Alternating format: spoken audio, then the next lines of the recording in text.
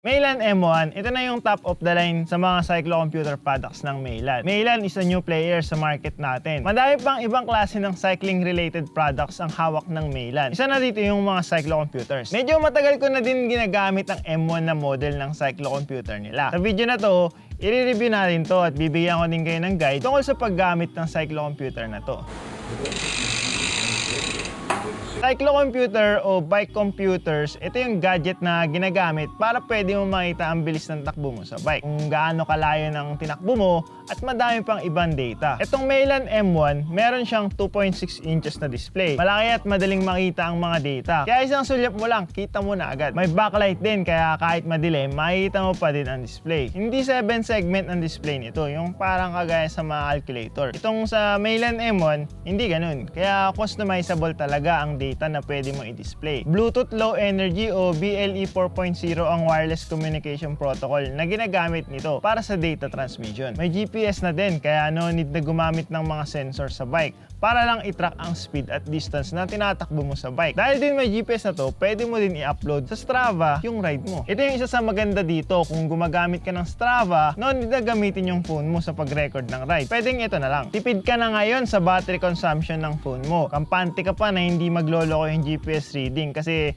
specific talaga for GPS use itong device na to. Pwede mo din gamitin sa turn-by-turn na navigation. Basta may ride ka na nakaplan. Pwede ka din mag-connect ng cadence sensor, heart rate monitor, at power meter. Pwede din na makonect sa phone ang bike computer na to. I-display niya kung may notifications ka, yung text sa'yo, o kung may tumatawag sa'yo. Anong makakasama pag bumili ka nito? Yung mismong device, charging cable na micro USB. Mounts, dalawang klase ng mount. Isang mount na kinakabit gamit ang cable ties, ito yung pwede i-mount sa stem. Yung isang mount na mount, out front mount o varfly ang tawag. Buttons and control. Sa left side, nandito yung power button. I-long press mo lang para i-on o i-off ang device. Kapag naka-on siya at na-short press mo naman, mapupunta ka sa page na pinapakita yung signal status. Dito din sa page na to, pwede mo i-adjust yung intensity ng backlight. Sa harap naman, may tatlong buttons din na iba-iba ang ginagawa. Yung unang button na may icon ng bahay, kapag na-short press mo ito while recording, magre-record siya ng lap. Kapag na-long press mo naman to, mapupunta ka sa menu page. Kapag nasa menu page ka, short press mo lang din to para mag-exit. Yung nasa gitnang button, ito yung pipindutin mo para mag-start na mag-record ng ride. Short press lang, makikita mo na lalabas na yung play icon. It means nagre-record na yan. Kapag na-press mo naman ulit, magpo-pause yan. Itong Mailan M1, meron siyang auto start at auto pause. Kaya pag nakatigil ka, kahit hindi mo na i-manual ang pause, mag-pause na siya ng kanya. Mag-resume na din siya ng kanya pag mag-ride ka ulit. Yung gitnang button, nagsisilbing okay or select din sa ibang menus. Para naman i-stop o itigil ang pag-record, kung tapos ka na mag-ride, ilong press mo lang to para lumabas na yung prompt kung gusto mo na i-save yung ride activity. Yung pangatlong button naman,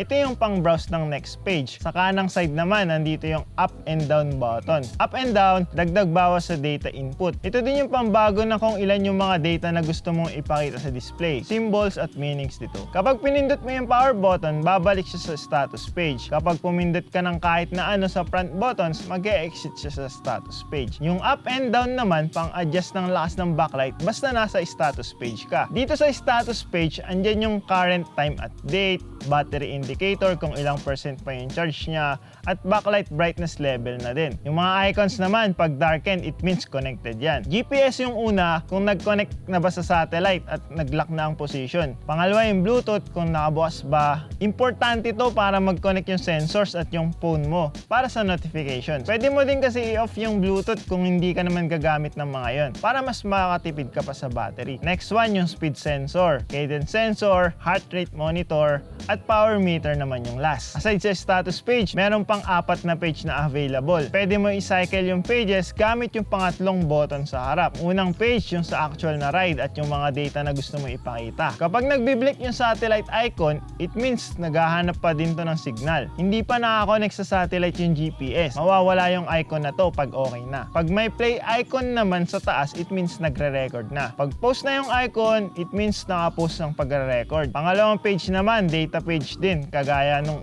una. Pero merong graph ng elevation. Page 1 at 2, pwede i-adjust kung gaano kadami ang data na gusto mo ipakita gamit yung up and down button na nasa kanang side ng device. 2 data yung minimum, up to 9 na sagad. Mas konting data sa isang page, mas malaki ang display. Mas madaming data, mas maliit na ang display. Yung pangatlong page naman, accessible lang pag na-set mo dun sa shadow rays. Pwede ka kasi dito mag-set ng parang shadow rays, parang virtual na rival na pwede mo karerahin. Tapos makikita mo yung bilis yung dalawa at kung sino ba yung nauna o nahuhuli. Parang yung feature na to pang ensayo o pang challenge mo sa sarili mo. Yung last page naman, ito yung pang navigation na accessible lang din kung meron kang route na ginawa via Komoot. Merong 4 na menu options na available pag na-long press mo yung home button. Yung gitnang button naman ang pag-select sa menu. Yung third button naman ang pag-cycle sa mga menu. Ang 4 na menu ay record, zone, setting, at connect.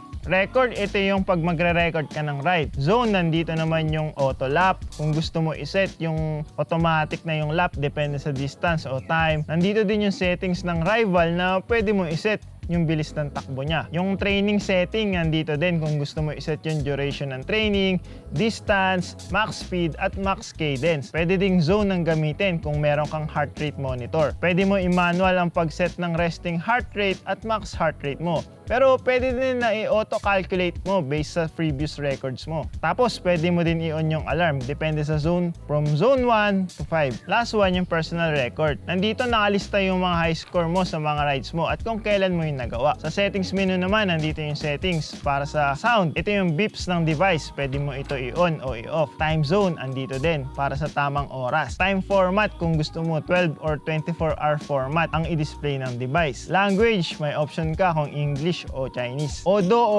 odometer, ito naman yung pwede mo iset kung sakali man na ma-reset mo yung device. Pwede mo ulit ilagay dito kung ilan na yung naitakbo mo dati pa, just for the record. Auto pause, pwede mo i-on o i-off din. Reset, andito din kung gusto mo i-default ang mga settings. Next tab ng settings menu, andito naman yung pag-set ng mga data na ipapakita sa data pages. Hanggang 9 na klase ng data yung pwede mo iset. Depende sa preference mo. Sobrang dami nito, hindi ko na iisa-isain lahat ng data na pwede mo ilagay. Sa unit tab naman, dito mo pwede iset yung unit of measurements para sa distance, altitude, perimeter, temperature, at weight. Yung last na tab, andito yung user info. Pwede mo iset yung weight ng rider para to sa estimation ng calorie na na-burn at watts na din. Andito din sa page na to yung device info. Makikita mo kung may free space pa ba at kung anong firmware na din. Doon naman sa connect menu, dito pwede mo i-on or i-off ang GPS feature nito. Useful yan kung gagamitin mo lang sa indoor trainer to at meron kang speed sensor. Yung Bluetooth dito din ino-on at ino-off. Dito ka din pwede mag-connect ng mga sensors at pati na din yung phone mo, dito mo din i-pair sa page na to. Dahil nga GPS na to, no need na iset kung anong tire size ang gamit mo. Pero kung gagamit ka ng speed sensor,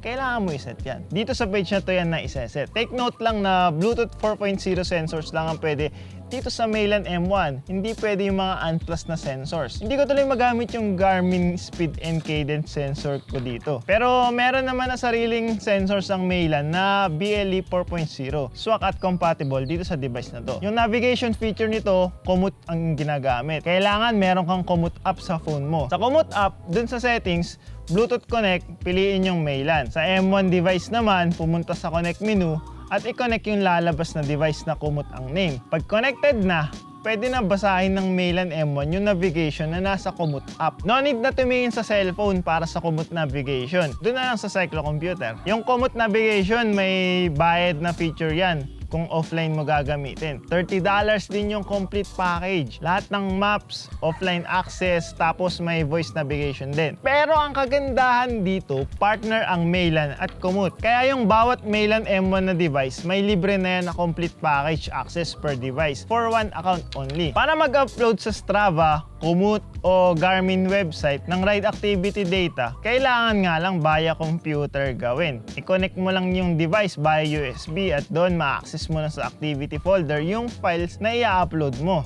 Other info tungkol dito sa Mayland M1. 1,200 mAh ang rating ng battery nito. More than 25 hours ang kaya basta walang backlight. Hindi pa naman ako tumatakbo ng ganong kahaba na ride pero malaki na yan kung tutuusin. Pwede mo naman i-charge yung device via power bank eh. At kung mag-upload ka din ng data, ma-charge din siya pag nakasaksak sa PC. IPX5 ang rating nito. Pwede mabasa kung sakali man na maulanan sa ride. Malakas man na ulan, okay lang. wag lang ilulubog sa tubig. May nakalagay dito na tungkol sa warranty ng device. Ang gandaan dito, merong 1-year warranty itong Maylan devices. Yung accessories and connectors nga lang, hindi kasama sa warranty. Pag na-damage under abnormal use, hindi na din kasama sa warranty. Same with self-disassembly, repair, and modifications. Pero ampante ka na din kasi merong warranty kaysa sa ibang products na wala kang habol kung sakali man na magka-issue. Review. Ito yung ginagamit ko kapag may ride ako. So far, it works as advertised. Mas gusto ko pa nga ito kaysa sa dati ko na ginagamit dahil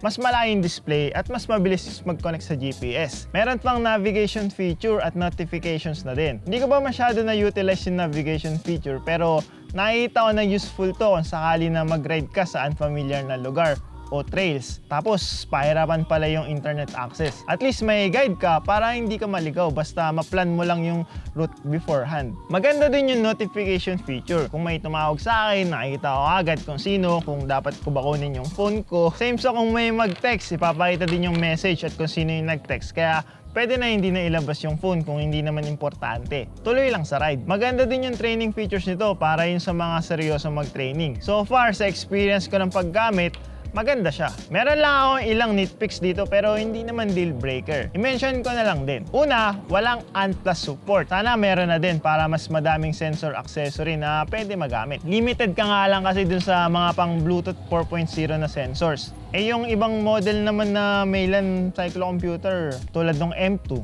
ANT+ supported naman. Next yung Varfly mount. Pwede pa i-improve. Hindi kasi nabubuka totally yung clamp na kinakabahan ako ba maputol pag madalas tanggal kabit sa handlebar. Hindi naman yan issue kung isa lang yung bike mo na trip mo gamitan ng Varfly mount. Ewan ko lang din kung may nabibiling extra na Varfly mount lang para dito. At kung compatible ba sa Garmin mount. Hindi ko kasi alam paano i-identify. Wala kasi akong Garmin na head unit. May issue din pala to sa macOS. Ewan ko kung ganun din sa iba pero etong MacBook ko pag nagsaksak ka ng storage device, gagawa siya ng extra na folders doon sa drive na yun. Ganon din na nangyayari pag sinaksak ko tong Maylan M1, nagkakaroon ng extra folders. Pag meron na nun, hindi ka na makakapag-save ng activity kasi sasabihin niya, full na yung storage kahit hindi pa naman. Parang naglolo ko yung device pag may nagbago sa file system niya. Nireformat ko lang para gumana na ulit. Kaya sa Windows PC na lang ako nag-upload ng ride sa Strava. Which bring us to the next issue, PC lang ang pwedeng mag-upload. Hindi pwede gamitin ng CP para mag-upload ng activity sa Strava. Wala kasing Maylan na app na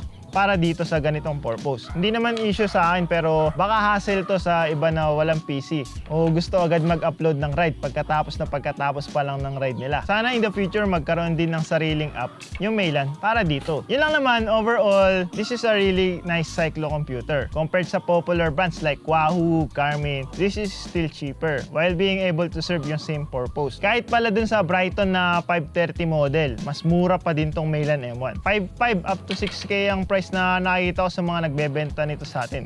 Nando, 4.5? Sa price nito, if afford mo naman and you need a cyclocomputer na pwede mag-upload ng ride sa Strava, may malaking display at pwede i-connect sa mga sensors like cadence, speed, heart rate, and power meter, Maylan M1 is a decent choice na mas mura pa din sa Wahoo and Garmin variants. That's it for this video mga kapadyak. Like, comment, and subscribe. Like kung nagustuhan nyo yung video na to, simpleng like nyo lang, malaking tulong na yan dito sa channel. Kung may tanong kayo, request, or suggestions, i-post nyo lang sa comment section sa baba. Pag-uusapan natin yan. Subscribe kung hindi pa kayo nakasubscribe dahil marami pa tayong bike-related videos na i-upload. Magkakaroon din tayo ng review video dun sa iba pang mas murang models ng Maylan cyclocomputers. Kaya abangan nyo din yun. Kita-kits na lang sa mga susunod pa na videos. Batian lang sa daan. Ride safe mga kapadyak. Hello po sa mga sikat ang ina nyo. Ako para si Aldrin Chanel.